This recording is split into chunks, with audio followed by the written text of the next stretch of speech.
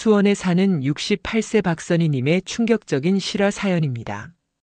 평생 아끼고 사랑한 아들에게 버림받을 줄은 상상도 못했습니다.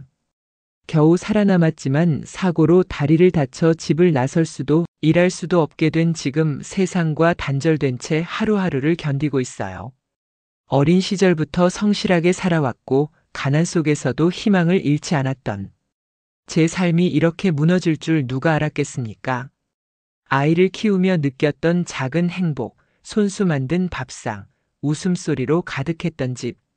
그 모든 순간이 이제는 먼 기억처럼 희미해졌습니다. 남편을 먼저 떠나보내고 아들은 결혼 후 연락조차 끊은 채 사라졌어요.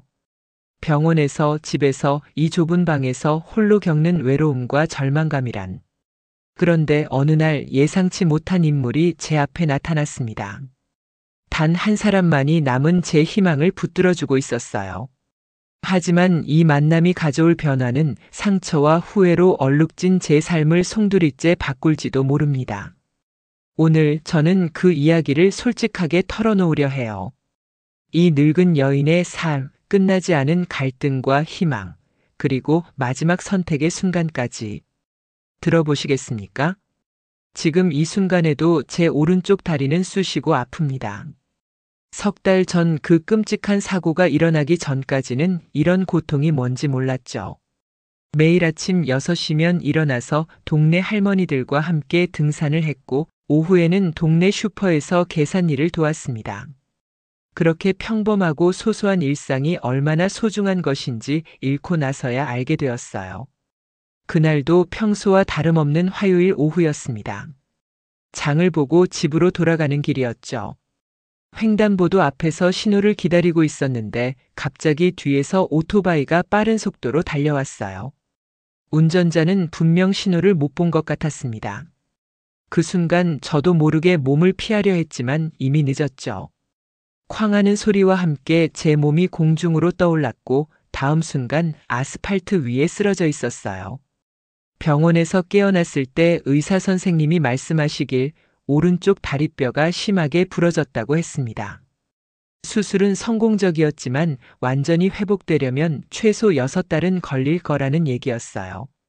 그때까지는 목발 없이는 걸을 수 없고 계단도 혼자서는 오르내릴 수 없다고 하더군요.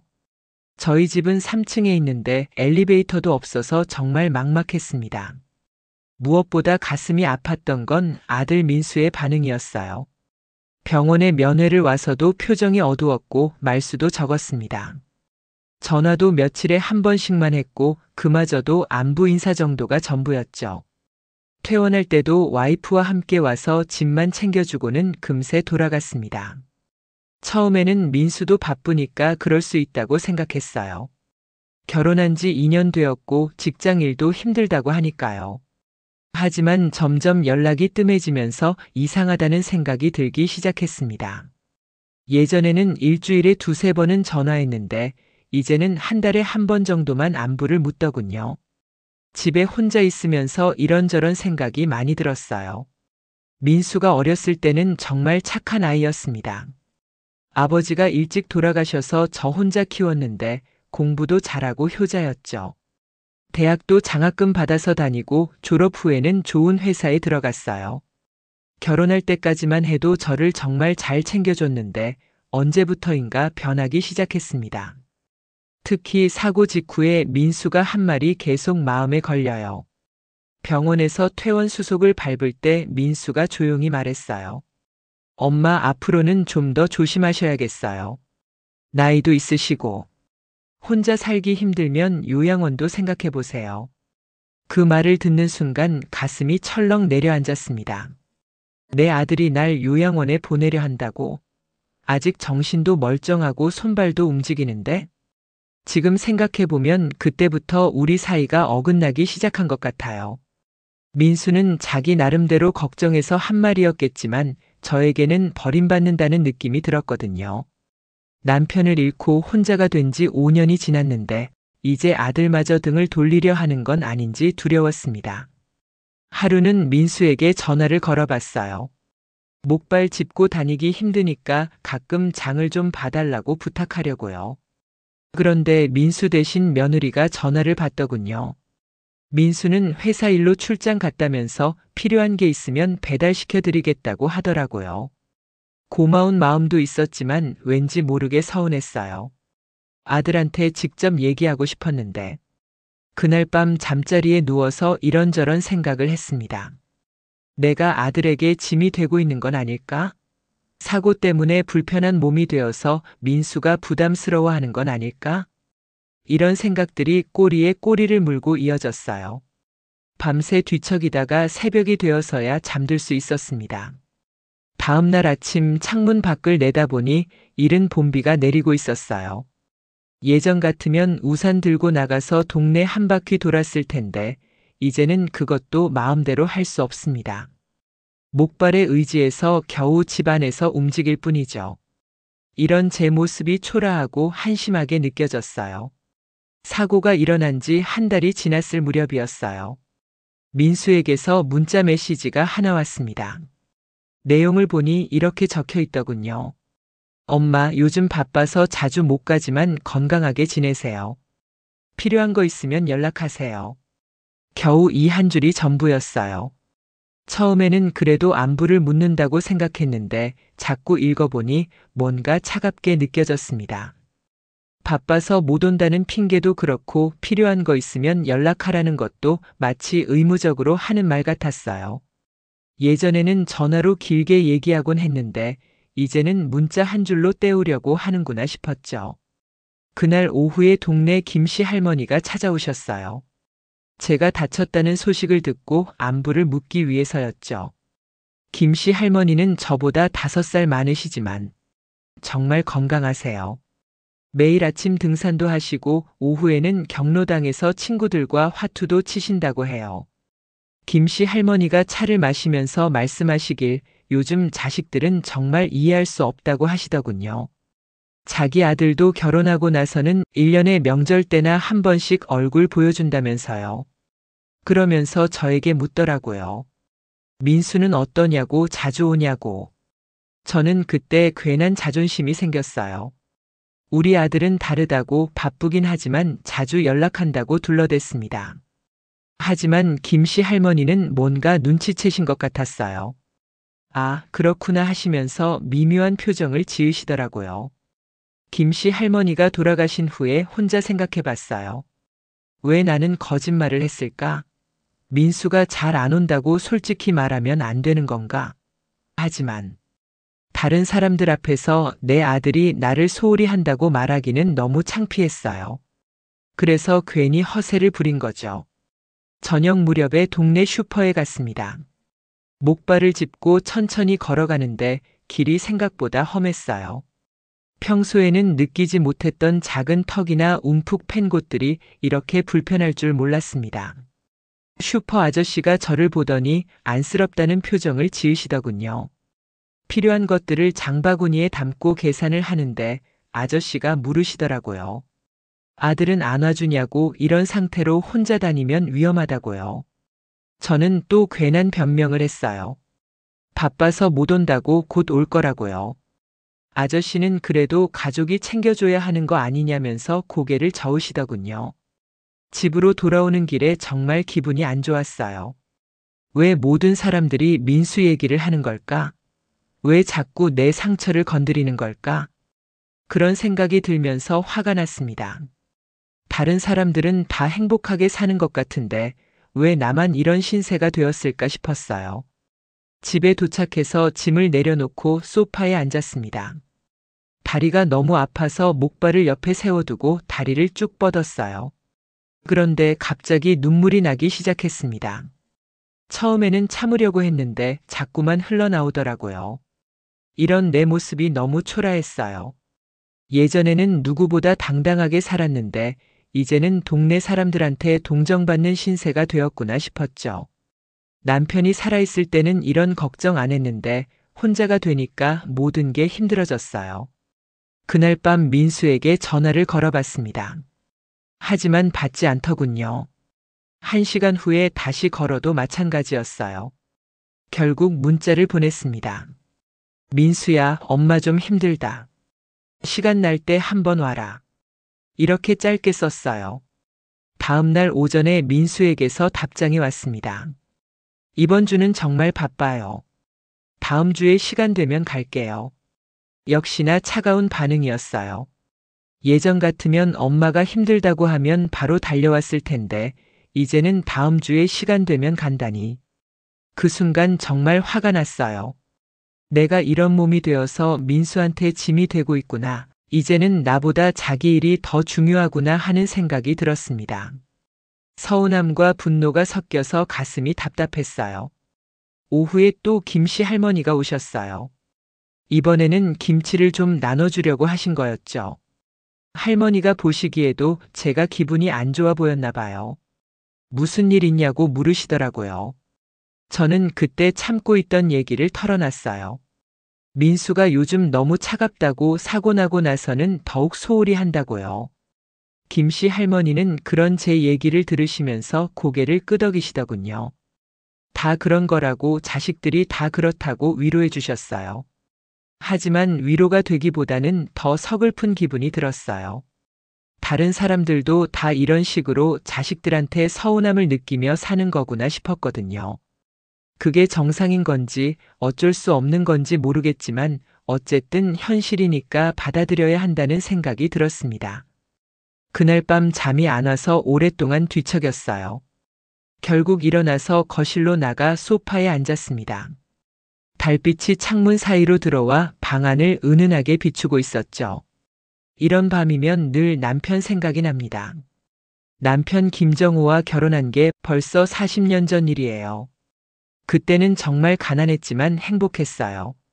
신혼집은 반지하 원룸이었고 정우는 작은 공장에서 일했죠. 저는 동네 식당에서 설거지 일을 했고요. 하루 종일 일하고 집에 돌아와서 둘이 라면 끓여 먹으면서도 세상 다 가진 기분이었어요. 민수를 가졌을 때가 제일 기뻤습니다. 정우가 그렇게 좋아했어요. 매일 제 배에 손을 대고 아이한테 말을 걸곤 했죠. 우리 아들아, 아빠 목소리 들리니? 하면서요. 그때는 아들일 거라고 확신했거든요. 나중에 정말 아들이 태어나니까 정우가 하늘을 날 듯이 기뻐했어요. 민수가 어렸을 때는 정말 예쁘고 착한 아이였어요. 다른 아이들처럼 떼쓰거나 말썽 부리는 일이 거의 없었죠. 공부도 스스로 알아서 했고 집안일도 도와줬어요. 정우가 늦게 들어올 때면 민수가 제 옆에 앉아서 아빠를 기다리곤 했습니다. 그런데 민수가 고등학교 2학년 때 정우가 갑자기 쓰러졌어요. 직장에서 일하다가 심장마비로 병원에 실려갔지만 이미 늦었습니다. 의사 선생님이 즉시 사망이라고 하시더군요. 그 순간 제 세상이 무너져 내렸어요. 정우 장례식 때 민수가 많이 울었어요. 17살밖에 안 된 아이가 아버지를 잃은 충격이 얼마나 컸겠어요. 그때부터 민수가 갑자기 어른스러워졌습니다. 제가 너무 슬퍼하니까 오히려 민수가 저를 위로해 주더군요. 정우가 떠나고 나서 정말 힘들었어요. 경제적으로도 어려웠고 정신적으로도 무너질 것 같았죠. 하지만 민수 때문에 견딜 수 있었어요. 이 아이만큼은 잘 키워야겠다는 생각으로 악착같이 살았습니다. 민수가 대학에 합격했을 때 정말 기뻤어요. 국립대학교에 장학금까지 받고 들어갔으니까요. 정우가 살아있었다면 얼마나 자랑스러워했을까 싶었죠. 대학교 4년 동안 민수는 정말 열심히 공부했어요. 아르바이트도 하면서 용돈도 벌고 성적도 늘 상위권이었죠. 졸업 후에 좋은 회사에 들어갔을 때는 정말 하늘을 나는 기분이었어요. 이제 고생 끝이구나, 민수가 잘 되었으니까 내 걱정은 덜었다 싶었죠. 민수도 그때까지는 정말 효자였어요. 첫 월급 받고 저한테 용돈도 주고 주말마다 집에 와서 안부도 물어보고요. 그런데 민수가 30살이 넘어서 결혼 얘기를 꺼내기 시작했어요. 회사 동료 중에 마음에 드는 여자가 있다고 하더군요. 처음에는 기뻤어요. 이제 민수도 가정을 꾸리는 나이가 되었구나 싶었죠. 그런데 민수가 데려온 여자를 보고 좀 당황했어요. 나쁜 사람은 아니었지만 뭔가 차갑고 도도한 느낌이었거든요. 저한테 인사할 때도 형식적이었고 눈빛이 차가웠어요. 하지만 민수가 좋아하니까 뭐라고 할 수는 없었죠. 결혼 준비 과정에서 며느리와 몇 번 이야기를 나눠봤는데 계속 거리감이 느껴졌어요. 저는 친해지려고 노력했지만 며느리는 항상 선을 그어놓는 느낌이었죠. 결혼식 때도 신부 측 하객들은 모두 잘 차려입고 왔는데 저는 좀 어색했어요. 결혼하고 나서 민수가 변하기 시작했어요. 예전에는 주말마다 왔는데 한 달에 한 번, 두 달에 한 번으로 줄어들더니 이제는 명절 때나 얼굴을 보게 되었죠. 전화 통화도 점점 짧아졌고 대화 내용도 형식적이 되었어요. 처음에는 신혼이니까 그럴 수 있다고 생각했어요. 하지만 시간이 지나도 나아지지 않더군요. 오히려 더 멀어지는 느낌이었어요. 혹시 며느리가 뭔가 얘기했나 싶었지만 확실하지 않으니까 섣불리 물어볼 수도 없었죠. 사고가 나기 전까지만 해도 한 달에 한 번 정도는 연락했는데 이제는 그것마저 뜸해졌어요. 제가 다쳤다는 소식을 듣고도 별로 놀라지 않는 것 같았고 문병도 의무적으로 오는 느낌이었죠. 가끔 정호가 그리워요. 정호가 살아있었다면 민수가 이렇게 되지는 않았을 텐데. 아버지가 있었다면 민수도 더 든든했을 거고 저를 이렇게 소홀히 하지는 않았을 거예요. 하지만 이미 지난 일이니까 어쩔 수 없죠. 요즘 드는 생각은 혹시 제가 민수를 너무 의존하고 있는 건 아닌가 하는 거예요. 결혼해서 독립한 아들한테 너무 많은 걸 바라는 건 아닌지. 하지만 저에게는 민수밖에 없어요. 다른 가족도 없고 친구들도 많지 않고. 민수가 저를 외면하면 정말 혼자가 되는 거죠. 사고가 일어난 지 2달째 되던 어느 토요일 오후였어요. 집에서 혼자 TV를 보고 있는데 초인종이 울렸습니다. 누구인가 싶어서 문을 열어보니 키가 작은 초등학생 아이가 서 있더군요. 처음 보는 아이였는데 뭔가 낯이 익다는 생각이 들었어요. 아이가 조금 망설이다가 말했어요. 할머니 안녕하세요. 저는 김지우라고 해요. 김지우? 어디서 들어본 이름 같은데. 잠깐 혹시 민수가 얘기했던 그 아이인가? 민수가 결혼하기 전에 누나가 있다고 했었는데 그 누나의 아들이 지우라고 했었던 것 같아요. 지우가 말하길 엄마한테 들었는데 할머니가 다치셨다고 해서 안부를 묻기 위해 왔다고 하더군요. 아, 그렇구나. 이 아이가 민수 와이프의 조카였구나. 처음 만나는 건데도 찾아와 주다니 기특한 아이네요. 지우는 보기보다 의젓했어요. 할머니 다리는 괜찮으세요? 아프지 않으세요? 하면서 진짜 걱정하는 것 같았거든요.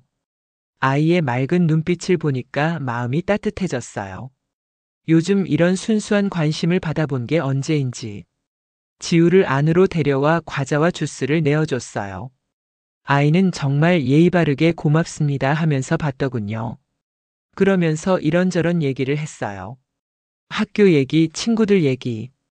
듣고 있으니까 정말 오랜만에 집안에 웃음소리가 들렸어요. 지우가 물어보더군요. 할머니는 왜 혼자 사세요? 할아버지는 어디 계세요? 아이들은 참 순수해요. 어른들은 이런 걸 함부로 묻지 않는데 아이들은 궁금한 걸 그냥 물어보죠. 저는 할아버지가 하늘나라에 가셨다고 설명해 줬어요. 그러자 지우가 슬픈 표정을 지으면서 말했어요. 저희 할아버지도 작년에 하늘나라에 가셨어요. 할머니가 많이 우셨대요. 이 아이도 가족을 잃은 슬픔을 알고 있구나 싶었어요. 어린 나이에 벌써 이런 경험을 했다니. 지우와 대화하면서 알게 된 건데 이 아이가 정말 똑똑하더라고요. 공부도 잘하고 생각도 어른스러워요. 특히 다른 사람을 배려하는 마음이 남달랐어요. 할머니 혼자 계시면 심심하시겠어요. 제가 가끔 놀러 와도 될까요? 이렇게 묻더군요. 물론이라고 대답했죠. 사실 요즘 집에 혼자 있으면서 정말 적막했거든요. TV를 틀어놔도 시끄럽기만 하고 책을 읽으려 해도 집중이 안 되고. 그런데 이 아이가 와서 이야기하니까 집 안 분위기가 완전히 달라졌어요. 지우가 1시간 정도 있다가 집에 가야겠다고 했어요. 엄마가 걱정하실까 봐요. 정말 착한 아이죠? 가기 전에 지우가 한 말이 제 마음에 깊이 남았어요. 할머니, 민수 삼촌은 왜 안 와요? 엄마가 그러는데 삼촌이 할머니를 잘 안 찾아간다고. 그 순간 얼굴이 화끈거렸어요. 아이 엄마가 그러니까 민수 와이프가 그런 얘기를 했다는 거죠. 우리 집 사정을 다른 사람들이 다 알고 있구나 싶어서 부끄러웠어요. 하지만 지우 앞에서는 티내지 않으려고 노력했죠. 삼촌이 바빠서 그래, 일이 많아서 자주 못 와. 이렇게 둘러댔어요. 하지만 지우는 어른들의 사정을 어느 정도 아는 것 같았어요. 고개를 끄덕이면서도 뭔가 아쉬운 표정이었거든요.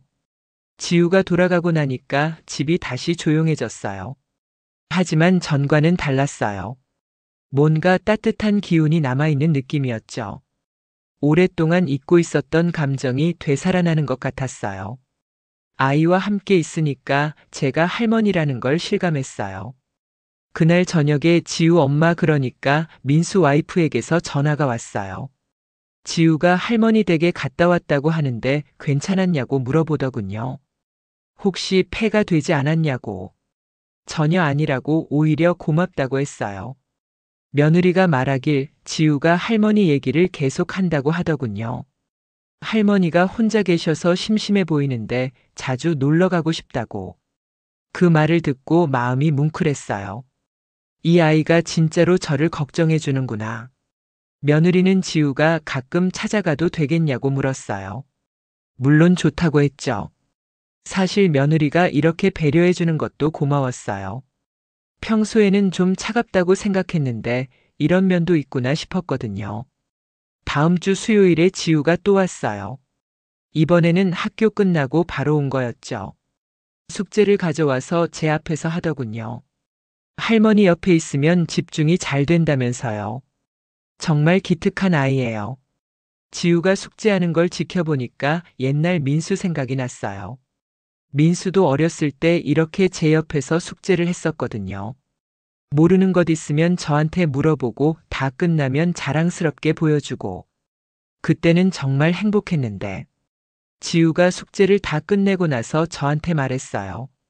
할머니, 저희 엄마가 그러는데 할머니가 요리를 정말 잘한다고 해요. 저도 할머니가 만든 음식 먹어보고 싶어요. 어찌나 순수하게 말하는지 마음이 찡했어요. 그래서 다음에 올 때는 뭔가 맛있는 걸 해주겠다고 약속했어요. 지우가 뭘 좋아하냐고 물어보니까 계란말이랑 김치찌개를 제일 좋아한다고 하더군요. 그런 건 저도 잘 만들 수 있으니까 자신 있게 해주겠다고 했죠. 지우와 이야기하면서 알게 된 게 하나 더 있어요. 이 아이가 민수 얘기를 가끔 하는데 삼촌이 요즘 스트레스를 많이 받는다고 하더군요. 회사 일이 힘들고 집에 와서도 피곤해한다고. 혹시 그래서 저한테 연락을 잘 안 하는 건 아닌가 싶었어요. 사실 민수가 어떤 상황인지 정확히 몰랐거든요. 제가 사고 나고 나서는 민수의 안부를 제대로 못 물어봤으니까요. 혹시 민수도 나름대로 힘든 일이 있어서 저한테 신경 쓸 여유가 없는 건 아닐까? 지우 덕분에 조금씩 민수의 상황을 알게 되었어요.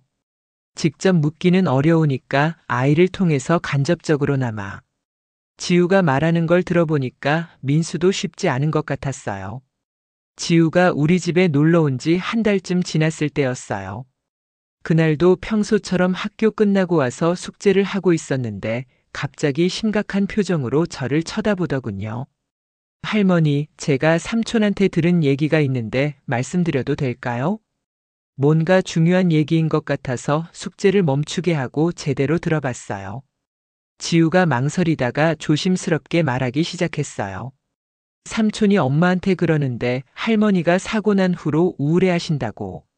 그래서 자주 찾아뵙고 싶은데 할머니가 자기를 원망하는 것 같아서 가기가 어렵다고. 그 말을 듣는 순간 머리가 띵했어요. 민수가 저를 원망한다고 생각하고 있다고. 제가 언제 민수를 원망했다는 거죠? 오히려 저는 민수가 저를 귀찮아한다고 생각했는데. 지우가 계속 말했어요. 삼촌이 그러는데 할머니 사고 났을 때 자기가 더 빨리 병원에 가지 못한 게 너무 후회된다고 해요. 그때 중요한 회의가 있어서 늦게 도착했는데 할머니가 실망하신 것 같다고. 그래서 어떻게 사과해야 할지 모르겠다고. 아, 그런 거였구나. 저는 민수가 저를 소홀히 한다고 생각했는데 민수는 오히려 제가 실망했을 거라고 생각하고 있었던 거네요. 정말 어이없는 오해였어요. 서로 눈치만 보고 있었던 거죠. 지우에게 물어봤어요. 삼촌이 정말 그런 얘기를 했다고? 지우가 고개를 끄덕이면서 말했어요. 네, 삼촌이 할머니를 정말 걱정하세요. 그런데 어떻게 해야 할지 모르겠다고. 특히 할머니가 요양원 얘기할 때 화내신 것 때문에 더 조심스러워 한다고. 아, 그때 얘기군요. 민수가 요양원 얘기했을 때 제가 화를 냈었죠. 그때 민수 표정이 당황스러워 보였는데 그게 계속 마음에 걸렸던 모양이에요. 저는 버림받는다는 느낌에 화가 났었는데 민수는 진짜 제 안전을 걱정해서 한 말이었을 수도 있겠네요. 지우가 또 말했어요. 삼촌이 그러는데 할머니 혼자 계시는 게 너무 걱정된다고 해요. 특히 다리 다치신 후로는 더욱. 그래서 가끔 찾아뵙고 싶은데 할머니가 부담스러워 하실까봐 망설인다고. 정말 우리가 서로를 얼마나 오해하고 있었는지 깨달았어요. 저는 민수가 저를 귀찮아한다고 생각했고 민수는 제가 실망하고 원망한다고 생각했던 거예요. 둘 다 상대방을 배려한다고 생각하면서 오히려 더 멀어졌던 거죠. 그날 저녁에 지우가 집에 간 후 오랫동안 생각해 봤어요. 내가 민수를 너무 성급하게 판단한 건 아닐까? 민수도 나름대로 고민이 있었던 건 아닐까? 지우의 말을 들어보니까 민수의 입장도 이해가 되더군요. 다음날 용기를 내서 민수에게 전화를 걸어봤어요. 다행히 이번에는 받더군요. 목소리가 조금 어색했지만 그래도 반가웠어요. 민수야, 엄마야. 요즘 어떻게 지내니? 민수가 잠시 말을 머뭇거리더니 대답했어요. 엄마, 괜찮으세요? 다리는 좀 나아지셨어요? 목소리에서 진짜 걱정하는 게 느껴졌어요. 아, 이 아이가 정말 나를 걱정하고 있었구나. 저는 솔직하게 말했어요. 민수야, 엄마가 너한테 미안한 게 있다. 내가 요양원 얘기했을 때 화낸 거. 너를 나 때문에 힘들게 하고 싶지 않아서 그랬는데 오해했구나. 민수가 깜짝 놀라는 것 같았어요. 민수가 말했어요. 엄마, 저야말로 죄송해요. 그때 제가 너무 성급하게 말씀드린 것 같아요. 엄마가 혼자 계시는 게 걱정되긴 하지만 요양원은 정말 마지막 방법이죠. 제가 더 자주 찾아뵙겠어요. 그렇게 얘기하다 보니까 서로의 마음을 조금씩 이해하게 되었어요. 민수도 저를 걱정하고 있었고 저도 민수를 사랑하고 있었는데 표현 방식이 서툴러서 오해가 생겼던 거죠. 민수가 말하길 사실 요즘 회사 일 때문에 스트레스를 많이 받고 있다고 하더군요. 구조조정 얘기도 나오고 업무량도 늘어나고. 그래서 집에 가서도 피곤해서 제대로 신경을 못 써줬다고 사과했어요. 저는 민수한테 말했어요. 그런 힘든 얘기를 왜 엄마한테 안 했니? 나도 내 엄마인데 같이 고민할 수 있는 거 아니야? 민수가 엄마까지 걱정시키고 싶지 않았다고 하더군요. 정말 착한 아이예요. 그날 통화를 1시간 넘게 했어요. 오랫동안 못했던 얘기들을 다 했죠. 민수의 직장 얘기, 며느리 얘기, 제 건강 얘기. 예전처럼 편하게 대화할 수 있어서 정말 기뻤어요. 통화 끝에 민수가 말했어요. 엄마, 이번 주말에 꼭 갈게요. 지우가 엄마 음식이 맛있다고 자랑하던데 저도 오랜만에 엄마 손맛 보고 싶어요. 그 말을 듣고 눈물이 날 뻔했어요. 지우 덕분에 우리 모자 사이의 오해가 풀렸어요. 이 아이가 아니었다면 저와 민수는 계속 서로를 오해하면서 멀어졌을지도 모르죠. 정말 고마운 아이예요. 그 주 토요일 정말 오랜만에 민수가 집에 왔어요. 현관에서 인사할 때 민수의 얼굴을 자세히 보니까 많이 피곤해 보였어요. 살도 좀 빠진 것 같고 눈 밑에 다크서클도 생겼더군요. 회사 일이 정말 힘든가 봐요. 민수가 제 다리를 보더니 걱정스러운 표정을 지었어요. 엄마, 많이 아프세요? 걸을 때 불편하시죠? 목발 짚고 다니시는 거 보니까 마음이 아파요. 정말 진심으로 걱정하는 게 느껴졌어요. 저는 괜찮다고 많이 나아졌다고 했어요. 사실 아직도 아프긴 하지만 민수를 더 걱정시키고 싶지 않았거든요. 그보다는 민수가 너무 마른 것 같다고 밥은 제대로 먹고 다니는지 물어봤죠. 민수가 웃으면서 대답했어요. 엄마는 항상 제 걱정만 하시네요. 저는 괜찮아요. 다만 요즘 회사 일이 좀 복잡해서. 하지만 오늘은 그런 얘기 말고 엄마랑 좋은 시간 보내고 싶어요. 점심 준비를 하면서 민수가 부엌에서 도와줬어요. 예전에 어렸을 때처럼 말이에요. 야채 다듬는 것도 도와주고 설거지도 하고. 오랜만에 모자가 함께 요리하니까 정말 행복했어요. 민수가 말했어요. 엄마, 지우 얘기 많이 들었어요. 엄마한테 정말 잘해준다면서요? 고마운 아이네요. 지우가 없었으면 우리가 이렇게 화해할 수 있었을까 싶어서 정말 감사하다고 했죠. 식사하면서 민수가 옛날 얘기를 꺼냈어요. 엄마, 제가 어렸을 때 아픈 적 있잖아요. 고열이 나서 며칠 동안 누워 있었을 때 엄마가 밤새 간병해 주셨던 거 기억나요? 물론 기억하지. 그때 정말 걱정했어. 민수가 계속 말했어요.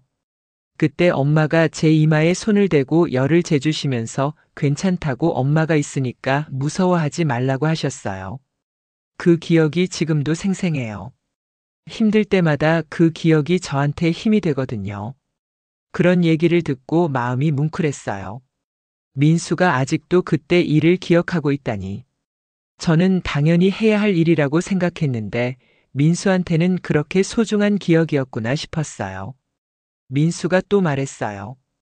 아버지가 돌아가셨을 때도 엄마가 정말 힘드셨을 텐데 저 때문에 울음도 못 참으시고. 지금 생각해 보니까 엄마가 얼마나 힘드셨을지 알 것 같아요. 저도 이제 어른이 되고 나니까 엄마 마음을 조금은 이해할 수 있어요. 그때 일을 떠올리니까 가슴이 아팠어요. 정말 힘든 시절이었죠. 남편도 잃고 경제적으로도 어려웠고.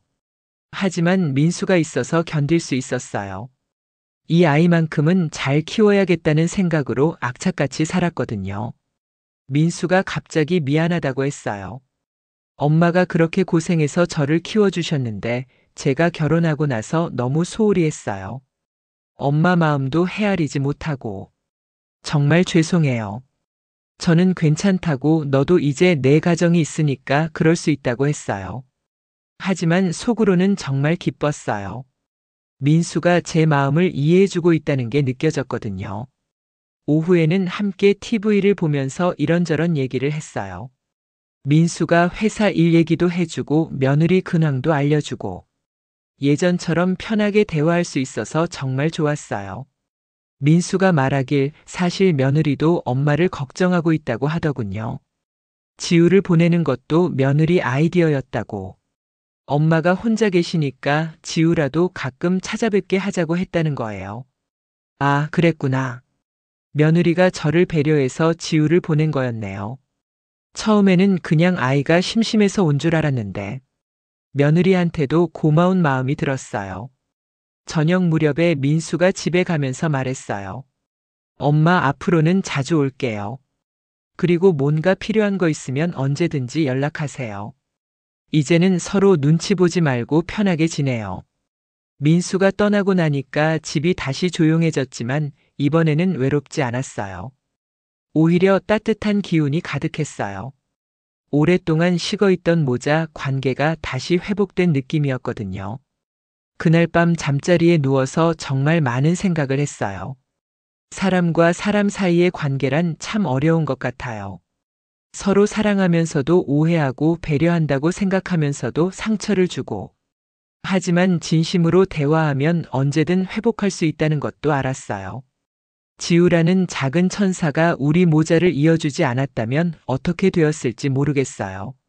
정말 고마운 아이입니다. 그로부터 한 달이 지났어요. 민수는 약속대로 일주일에 한 번씩은 꼭 찾아왔고 지우도 학교 끝나면 자주 놀러 왔어요. 집이 이렇게 활기차기는 정말 오랜만이었죠. 지난주에는 특별한 일이 있었어요. 민수가 며느리와 함께 왔거든요. 며느리도 처음에 제가 생각했던 것처럼 차가운 사람이 아니었어요. 오히려 조용하지만 따뜻한 마음을 가진 사람이더군요. 제가 선입견을 가지고 있었던 것 같아요. 며느리가 직접 만든 반찬도 가져왔고 제가 좋아할 만한 차도 준비해 왔어요.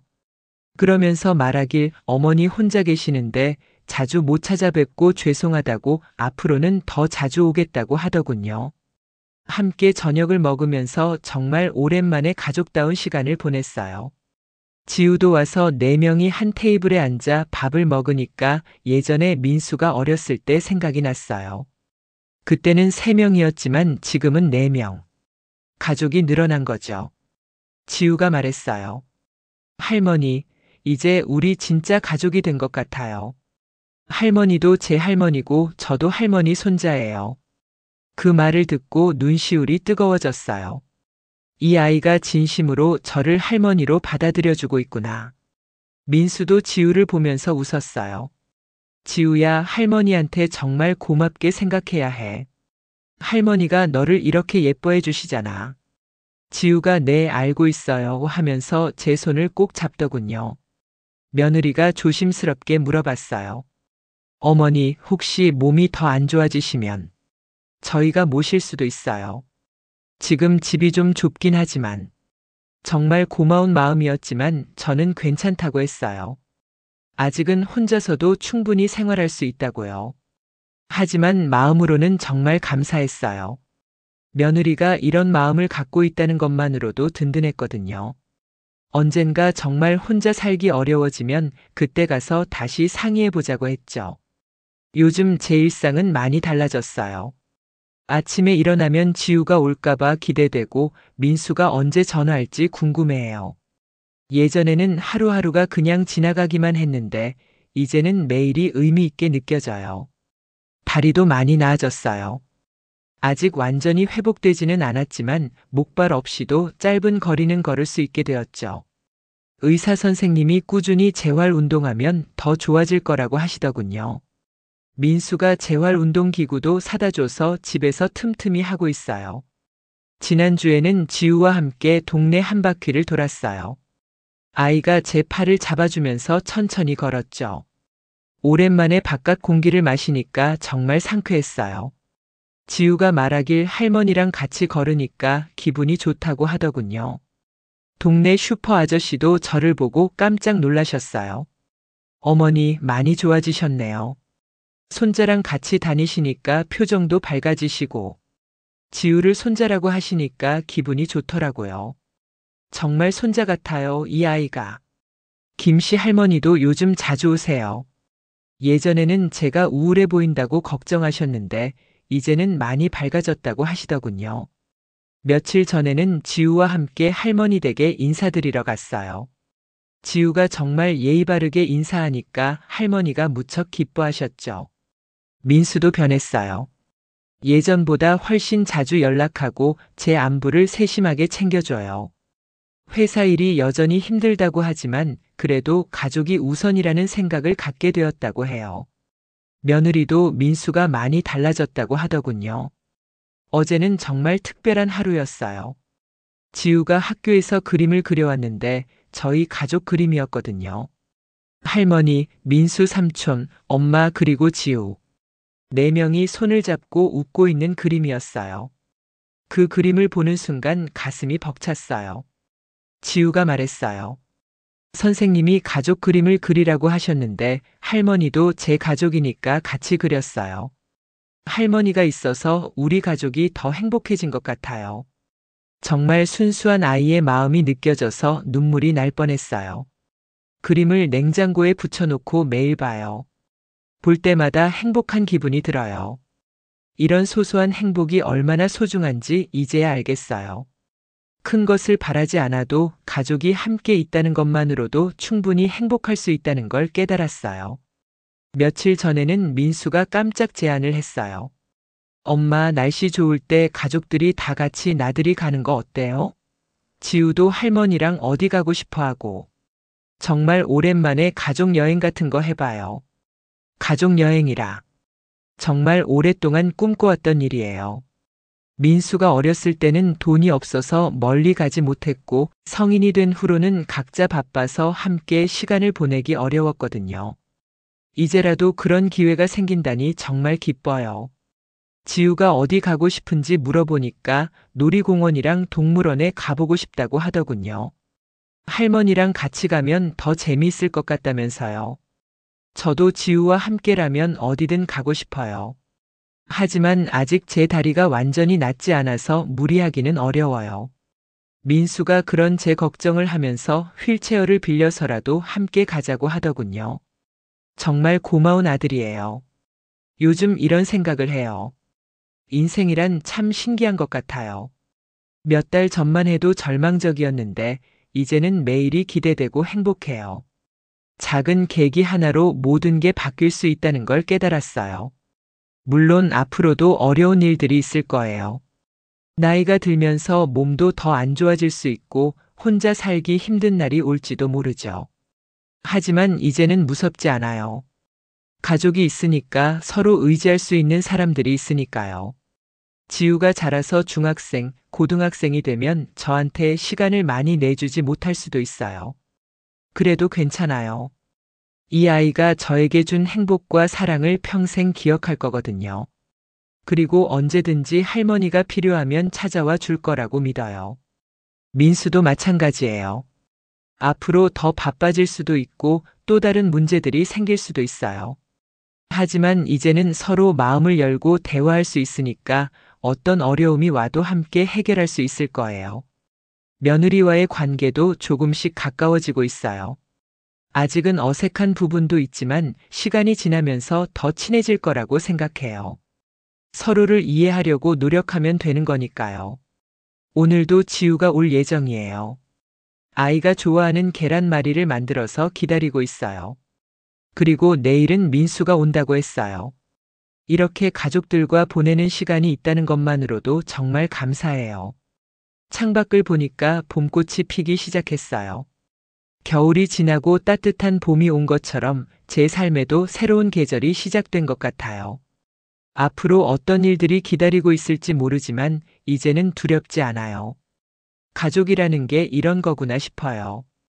완벽하지 않아도 때로는 오해하고 상처받기도 하지만 결국은 서로를 사랑하고 돌봐주는 사람들. 그런 사람들이 곁에 있다는 것만으로도 인생이 의미 있어지는 것 같아요. 선생님들 끝까지 함께 해주셔서 감사합니다. 구독, 좋아요 부탁드립니다. 가정에 행복이 가득하기를 마음 깊이 기원합니다.